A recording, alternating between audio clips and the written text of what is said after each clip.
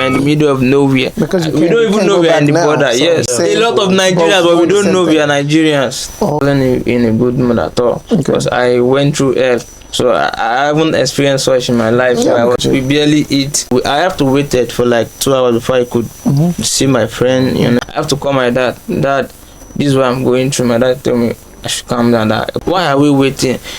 They did not tell us why we are waiting. I believed it because it was my blood sister.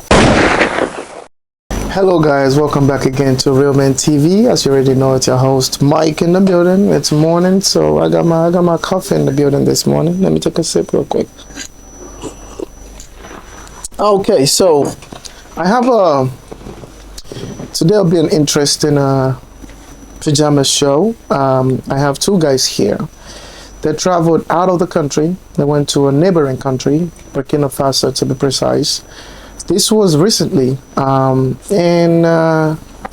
these things happen mostly in Nigeria. A lot of people want to travel. They call it the jackpot move, whereby you just, you see a travel opportunity and you just take it. So people are really taking advantage of that. So today I have two guys here. They'll be talking about their experience going to Burkina Faso and why they decided to come back to Nigeria.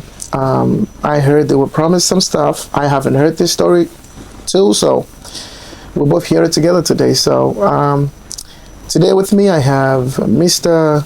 Big Sam. Yeah, Big Sam. And then I have Humble Shay in the building. Yeah. What's up, guys? Please introduce yourself. My name is Humble Shay. Yeah, I'm the victim of a Burkina Faso incident. So with through my big sis, and here's my friend. Hi, my name is Big Sam. I'm also a victim of Burkina Faso crisis.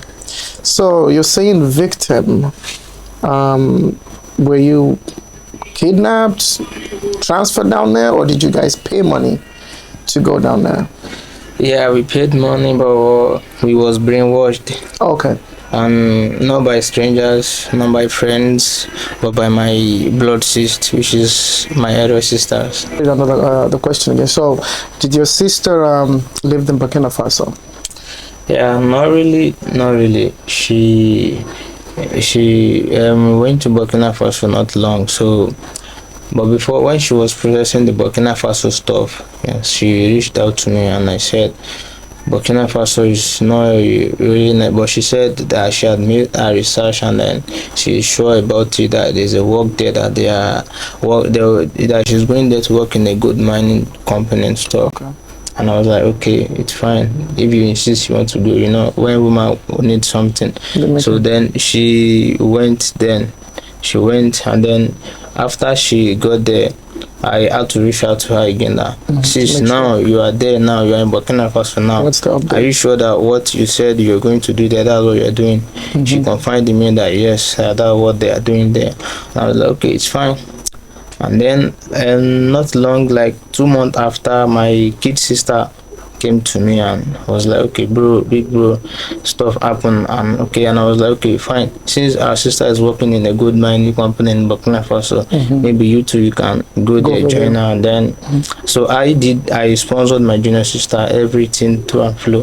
So I did that for her, and then so I did that in the sense that when she get there, should be better. Yeah, when she get there, money, it's not even about paying back, but when she get there, I confirm in her that okay, sis, kids, sis, you two, you are here now. So are you really, what are you doing there? She said, brother, this place is really cool. In fact, both their housing and feeding, that is the company that is providing both housing and feeding for them. I was like, that's nice. And then you're working in the go, okay, as what? I think she told me then as a maybe receptionist, or she says she's working there. Okay, and I was like, fine. But she said she's still that they'll undergo this thing training for 1 month. So okay, that she's still undergoing some training then. So not long, my cousin sister also came to me and then with her mom, and then was like, okay, bro, and they don't like the way our cousin sister is this and that, that they need her to, though it might not be her fault then, but at least when they get there, my cousin sister also get there, and I also asked her again that, okay, you are here now, are you sure that you are doing the same job? So I have like 3 sisters in Burkina Faso then I was still in Nigeria. So I had 3 sisters in Burkina Faso already, and they confirmed that they are doing this job there. Yeah, so I was like, okay, this is 100% and it's sure. And me and Big Sam is my very close friend, so I was like, okay, I don't want to go there alone. It's not that I can't go there alone, because I know him too. We need job, guys, we need money, and we need to make more money, and since it's legit, and I have 3 sisters there that have already confirmed me that they are doing this legit business there. So I had to talk to him, and he agreed to follow me. And then this the late June, so we booked our appointment, and then we told the lady that we are going there, we want to go by air. She said no, that we should not go by air, that we should go by road, that it's not stressful, nothing, that the road is pure and clean, that no stress at all. But that was a big lie. Along the line, we discovered it's human trafficking and stuff. They just use us for like business or something like that. So when I told my brother about it, so he agreed to follow me. So late June, we left Nigeria. So we embarked on the journey. Was this last year or 2 years ago? This year? 2024. Recently, okay. Yeah. So we packed our luggages, then we left Nigeria for Cotonou, for Burkina Faso. So it's by road. So when we cross Nigeria border, when we cross to Semi border, so they called someone to pick us up, and then we should follow all this luxurious bus. So the lady lied to us, we don't know anything. So but we just are there because I was like, my sister, though it's not my sister, but at least they're working together. So we trust the lady that introduced my sister to the business. So because she was the one taking us through this thing. She was one that is taking us through the route that we're going to follow, and the driver and everything. So we agreed on going through this this token bus car. We not knowing that they bought the car in Cotonou, and they're going to sell it in Burkina Faso. So I don't know, maybe they need money to clear, so that's what they would use us to do, like human trafficking. We don't know. You guys would drive the car? Not we. They have the driver, but I think they need money to clear the car before they could get to Burkina Faso where they're going to sell it. So if you guys are in the car, so we paid. So it's our money they used to clear it. Yeah. Oh, okay. So they put you, they tell you, okay, you get in this car will take you to Burkina Faso. You pay a certain amount. Yeah, we paid. And then how much did you pay? 250,000 each. So that's 500,000. Yeah. How far is Cotonou from Burkina Faso? It's like, it's not supposed to take us, the journey is not supposed to take like 2 days, more than 2 days. Okay.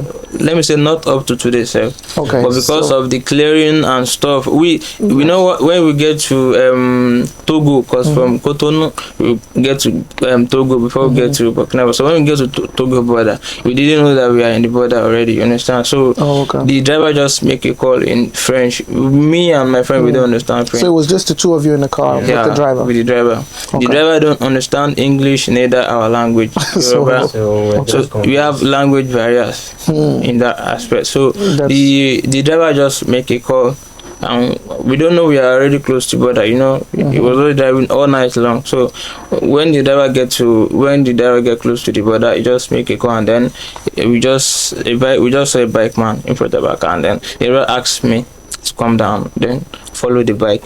So he take us across the border illegally. Okay. Yeah. So, but my friend was in the car, and I was like, "What's going on?" So after separated you guys. Separated us. So you go to the bike, and then he still stays in the car. Okay. So after the bike man dropped me. So the bike man speak English? Small. How did you understand? Because I don't know. The lady said anything they instructed us to do. Because what I'm thinking is, if you're together, you should stick together. Yeah. Because then, if they say if you don't speak each other's language, they say, oh yeah, you come down, get in this car. But if someone you trusted already said, yeah, my sister, my sister said anything they asked us to do. Okay. No, we don't know. They was making it look to us as if they're helping us. They're doing us a favor, yes, but no, it's not the favor. They're just, because I know with that stuff, I know they have their own percentage. Yes. So you went on the bike, and then he stayed in the car. Yeah. So when I got there, why I said the journey is not supposed to take us more than 2 days if we entered.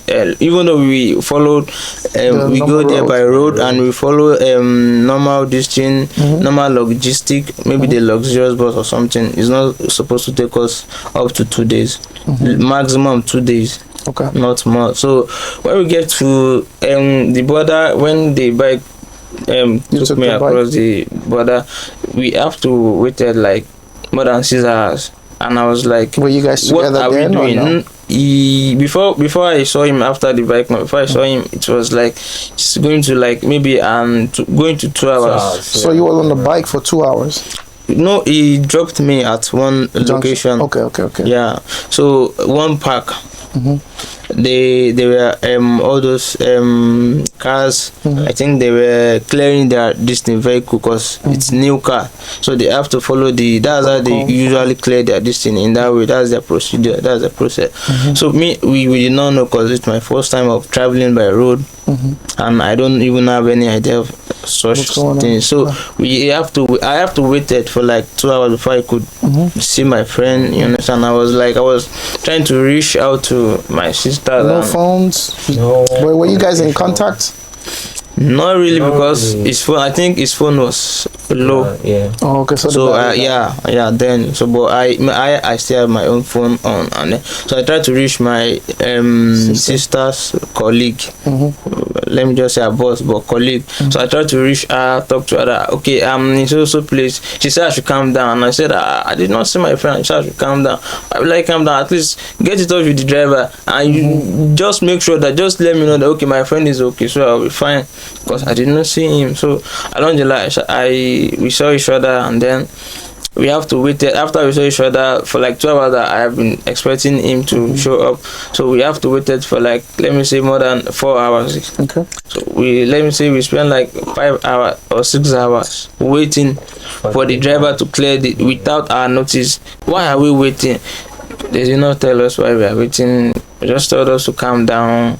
I have to call my dad. Dad, this is what I'm going through. My dad told me I should calm down. That okay, it has happened. Let's just get where we're going to, because we're in the middle of nowhere. Because we don't even know we're in the border. Yes, we don't even know where we are. So I have to calm down. And then while waiting, we met some Nigerians.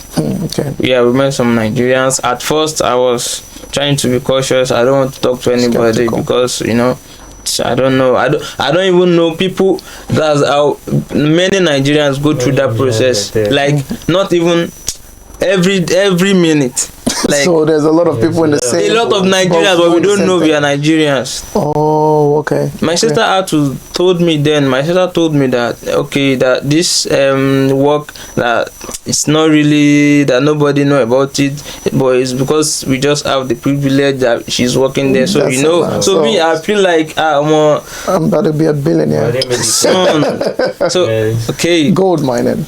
Yeah, good mining. So when we met some Nigerians, and then we get in touch with each other. Even though I don't want to talk to them, but my friend later gets in touch with them, in contact with them, and then I have to tell me that these people are Nigerians. I was like, they are Nigerians really, because they are all blacks too. So I can identify if you are maybe you are Nigerian. They're all African, so everyone looked the same. And then I was like, wow. So when we left the first border, which was Togo border, when we get to Cotonou border, so we we now have the chance to communicate, because With those people. when we was in Burkina Faso border to Cotonou, to get to Cotonou, I don't really give, because I wasn't in a good mood at all, because I went through hell. So I haven't experienced such in my life. Yeah, because some of you're in the car for almost 2 days. And So you'll be tired. And so when we finally arrive at the Burkina Faso, then everything has, you know, it has already got to the point that, you know, I was extremely tired. So I don't even have any choice than to express myself. So when we started talking, though I did not mention it to anyone what we are going to do there, because I wanted to get there first. So when we started talking, we shall get in contact with each other. So the funniest part is, I think we all get there at the same At the same time. the same, like, let me say the same day.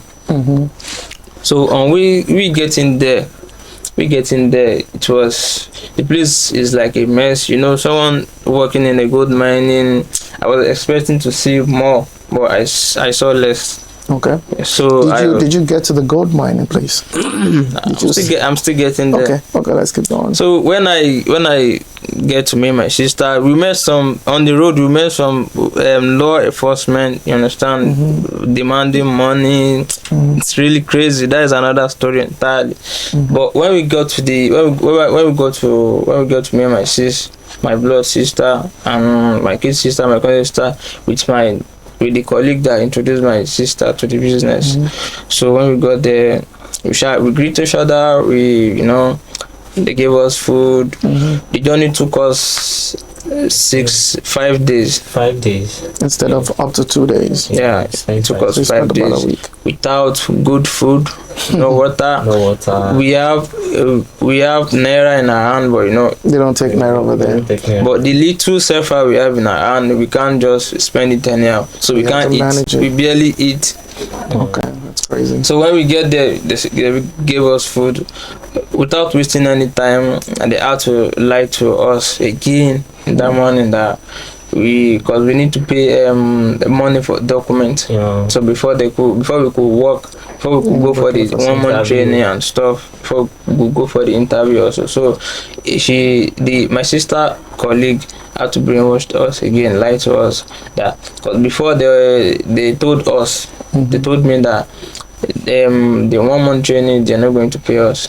So yeah, so when we got there, I already paid my money before I left, because I trust my sister. I believe she can't do me shit, she can't do me dirty. So I already paid mine, but when we got there, we had to pay his own money. So so for her to get the money quickly, so she had to, because I believe she will have, not that at least will have meet with 1 or 2 people, understand. So she had to lie to us that even the training we are going to do for the 1 month, that at the end of the month they are still going to pay us at least, let me say, maybe $100. But after that we'll be getting like $300 weekly. I mean, calculating that a month, I know how much it is. It's $300 American dollars, or American dollar. They spend SEFA in that's about $1,200 a month. Yeah, so that's good money.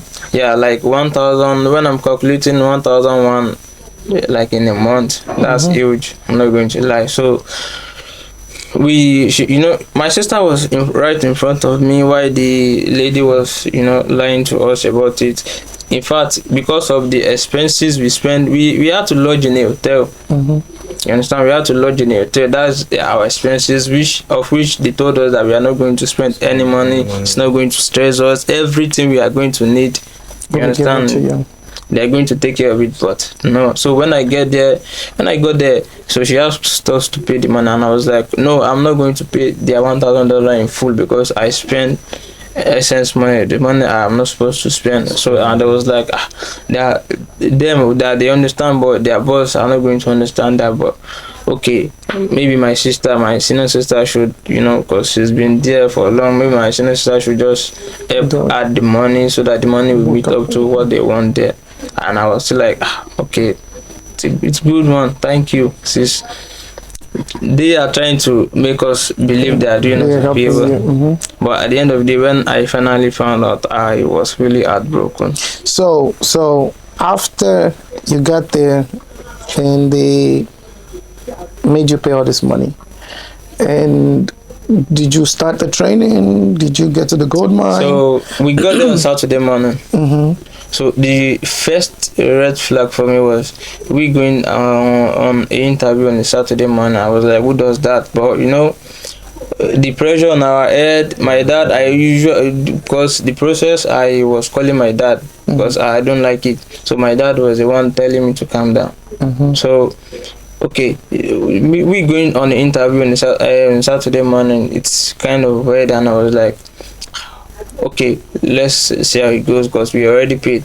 Even though it's own money, we already paid it. Okay, we prepare for the interview, and then we get in there. They took us to a place, a apartment, like a 2-bedroom apartment, a very empty apartment, just plastic chairs, and then they set a room for like, they set it like office.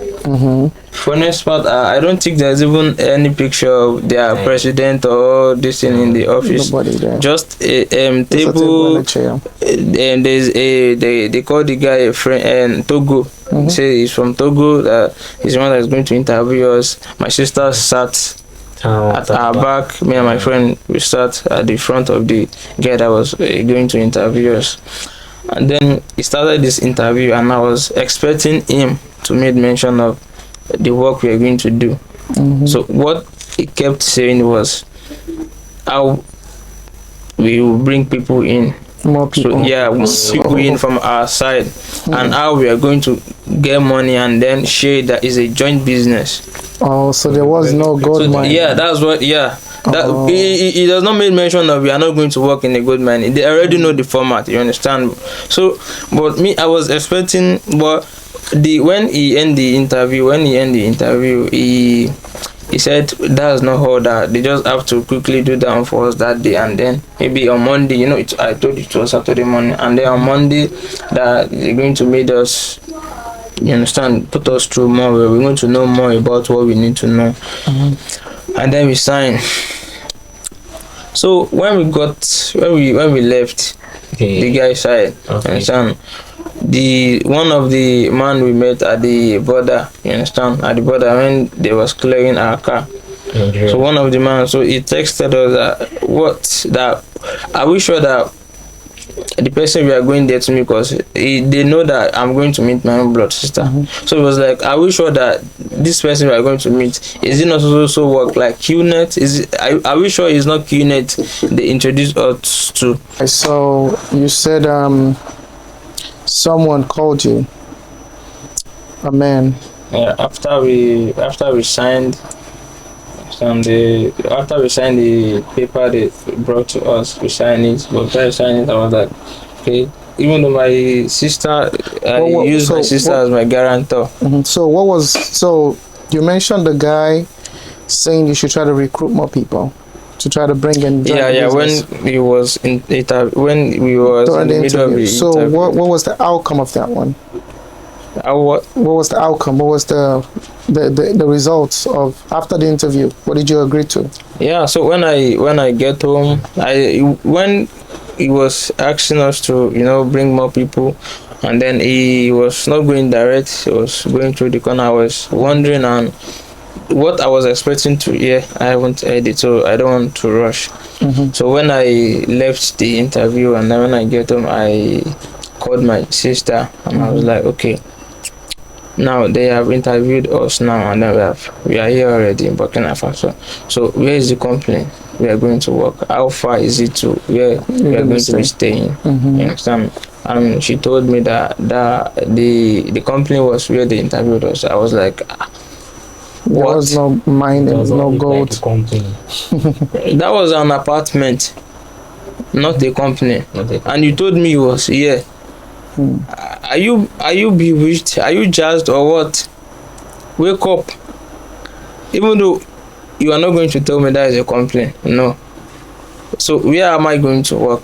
So then she sent for my kids to explain to you. Yeah, to explain to me better, and asked her to bring a book and pen. So she wants to, you know, started lying to me and maybe teach me how to, you know, how I can get money also the way they are getting their money. And I was like, so this is what you guys do here? Well, I'm not going to do this with you. I'm going home. Can I get even though I can't get the one that I've sent, but the one I just sent this morning, this Saturday morning. We got there on Saturday morning. We sent the money in the morning. I found out that it's not legal, it's not legit in the afternoon. Okay, can I get my money? The one I sent this money back. And they're trying to tell me no refund is that. Alright, so I don't even know much about the business until we are going on.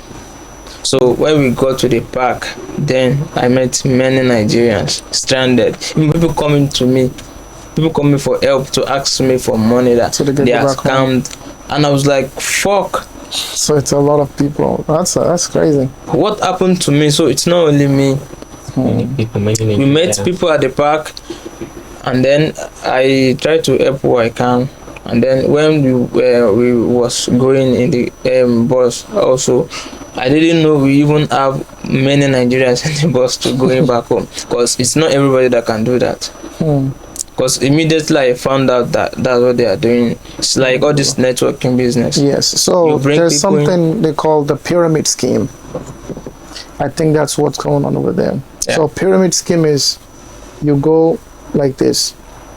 So one person starts it, brings two people. Yeah. 2 people brings 4 people. Yeah. 4 people brings exactly 8, networking. and then so it goes like that. Yeah. But it's not a business. It's just fraud. Yeah, it's a local scam. Yeah, so they're just stealing money from people and then no refund, and they just lie to you, which is crazy. And the money aspect is not that painful, which was the risk. The risk, yes. Fraud. And then your sister that you trusted, is your sister still there? Yeah. Is she still in Burkina Faso? She's still there now. She's still doing the same thing. Yeah. So when did you come back to Nigeria? I come back immediately. I come back. We got there Saturday morning, so we left Burkina Faso we left there that Saturday.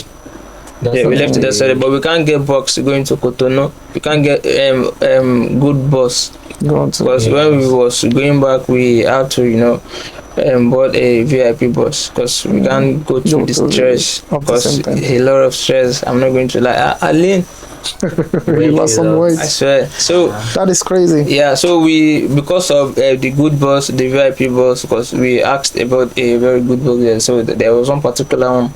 So we have to wait for the bus. When we got there on Saturday and on Sunday morning, the next day, because we can't go outside, because we don't even know anywhere. We can't even get a ride. It's the place is a very local area, rural area, like very. So we can't. They don't understand English. They don't understand our language. Even though we want to, you can't even get back there unless you have maybe, because they have cabman. Oh, okay. So if they are expecting anybody, they'll call their cabman, and then you go and pick them up at the park and bring them to wherever they are.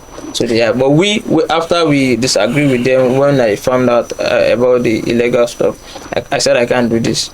So this is a very popular, a common strategy between Nigerians, because I've heard people that go to London experience the same thing. People that go, I think Italy is the most popular one too. So, oh, you're gonna go here, we have jobs for you, but you pay all this money, and people still fall victim till today, which is very crazy. I know everybody says Nigeria is hard, but it's worse somewhere else. Yeah, sure. It's worse somewhere else. You think, oh yeah, oh, my house is not good. Go to your friend's house. Go to another person's house. Your house is the best. Your home. Your home is the best. Yeah. So that's why I understand the economy is hard. You want to find greener pastures, but it's difficult everywhere. It is very difficult, and I'm sorry to say this story. On a normal day, nobody can, even though me, I can't just wake up on one morning and say, okay, it's Burkina Faso, I wanted to go. Exactly. Not for vacation, not for work, because there's no job there. Yeah, but up to now, no job. Exactly. Because the country is not civilized at all, so no job. I think I believed it because it was my blood sister, and this my sister we're talking about is not just normal. She's like all this. She believes in like she goes to church very well. Like I trusted she's her very very. She's not religious. all these street girls. You She's very understand? So religious. she was easy to brainwash, and I think she was desperate for money because when the guy was interviewed, when he was at the middle of the interview, the guy told us one thing, that in the process of bringing people, that we will get to a stage that we'll be earning close to $10,000 weekly. So I think that was the this thing, like, everybody that agreed to the job, that was the stage they want to reach. So they don't brainwash them now to lie to strangers. Yeah, like me.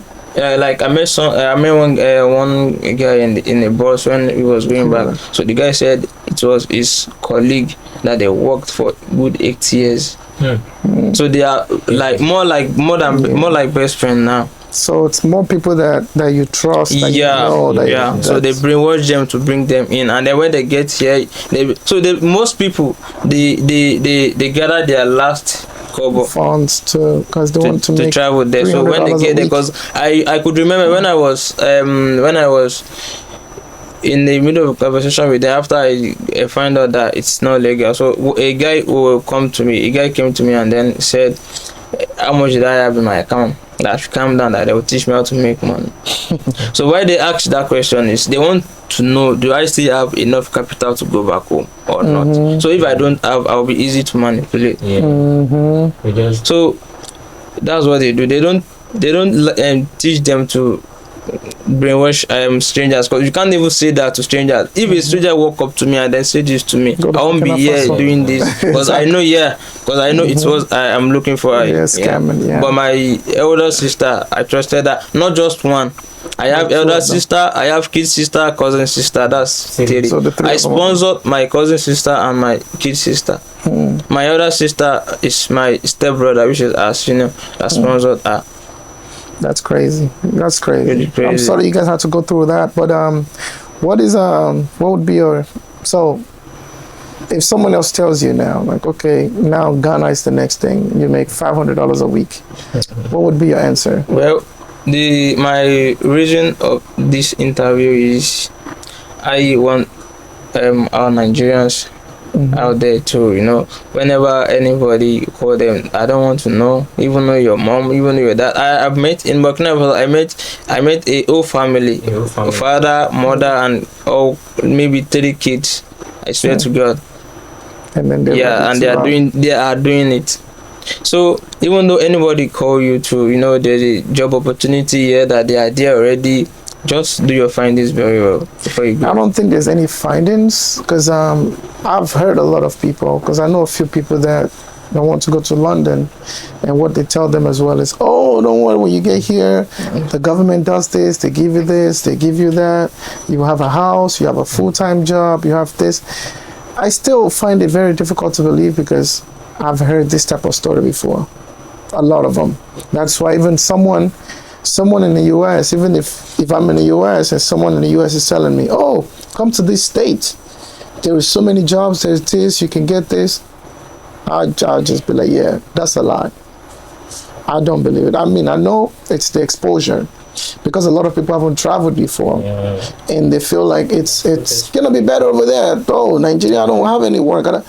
Trust me, a lot of people here, I mean, if everyone shifts their focus away from money, everything else is fine in Nigeria. Everybody just wants the big lifestyle of, I want to drive Benz. I want to.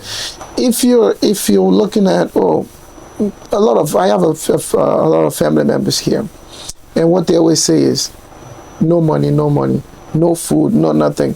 But I always ask them one question: you've been saying this for the last years and years, and you haven't died. No money, no food, but you haven't died. Survived. You did not starve to death. So you wake up every day, you eat breakfast, you eat lunch, you eat dinner. Or even you eat breakfast and dinner, or you eat just lunch. But if there is no money, there should be no food. Exactly. And you should have died. Exactly. So in some cases, people don't even have food at all. But they have to go pick so if you can, you guys look fresh. We just recovering. Yes, you see, you have enough money. You said Nigeria is bad, but you had enough money to go to a different country. The money you spent, if you were, a ballpark, How much do you think? I lost in the process. I lost more than 6 million in the process You because see? I sponsored 3 people, including mine, with transport and everything. So if you had 6 million and you're in Nigeria, what would you have done with the money now? A lot. At least not a whole lot, but at least I would do something for myself. Even if you, this is it, I'll break it down. Let's say you have 6 million. This is what I would a Nigerian I would suggest. You get an apartment. Let's even get an apartment on an island, 1 room, small room, 1 million. You buy a car, 4 million. You use that car even to do Uber. Yeah. To be able to have more than you have 1 million in savings, you know, you need to buy gas, you need to fix up this car, you'll be doing fine. And once you save up enough money, you can buy another car and give it to someone else to do this thing. Definitely. And then you can buy the 3rd car, and then you can buy the 4th car, and then you can. It's a process. There is no waking up in the morning and becoming a millionaire. There is no way. job that's No gonna way. do that. No way. No, nothing that's legal that's gonna get you It's just 1 million naira in one day, even 5 million in 1 month. No way. No company you work for in Nigeria will pay you 5 million a month, only if you're like the. Even bank managers don't make that. So it's not, to me, there is no greener pasture anywhere in another country. no way. If you be a billionaire in Nigeria, you will be a billionaire. Yeah. If you be a millionaire in another country, if God has planned, everybody have a plan already. Yeah. So you running to another country, I mean, it's free. You never know where the opportunity is, but those type of scheme is very popular. Oh, don't worry, you get a house, you get a job, that's a lie majority of the time, which I understand you guys don't know, but now you know. But this is to create awareness for a lot of people else out there. You can make it anywhere in the world. You can make it in Nigeria, you can make it, even the billionaires. The billionaires in Nigeria, they don't live anywhere else. They live in Nigeria. Mostly live in. So what I'm trying to say is we just have to try to focus on finding solutions to our problems. Yeah. And not focus on this person driving this car, buying this house. Let's try to fix things in Nigeria, because if we keep running away, you can't run away from your problems forever. So yes, thank you for your time, and thank you for sharing your story.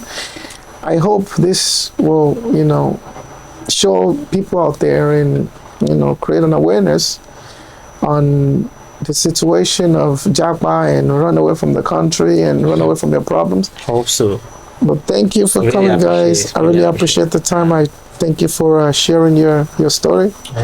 And I hope a lot of people out there will understand and try to learn from it as well. I hope so.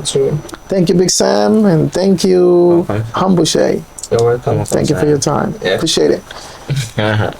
Welcome. All right, guys. This is the end. Please kindly subscribe for more. We have more people coming. We have more celebrities and more people out there as well on the streets coming to share their knowledge with us. So until next time. All right. Boom.